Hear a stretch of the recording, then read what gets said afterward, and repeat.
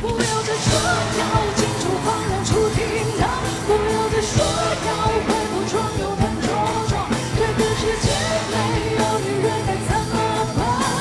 你想，你想，不要以为是床的里都是担当，不要以为羽毛完全都是疗伤，因为你就是记录里的那一套，皇上吉祥。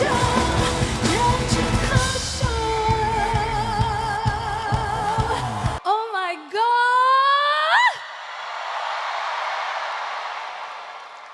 我真的回来了。哎，上一次在小巨蛋是不是7年前啊？被一个场地禁足7年，好像也是蛮苦的啊，有没有？但我想问一下，就是7年前有在这边跟着嗨的，就你们嗨的啊？还敢给我举手嘞？但我今天，我觉得我今天等这一刻很久了，但是我刚刚啊。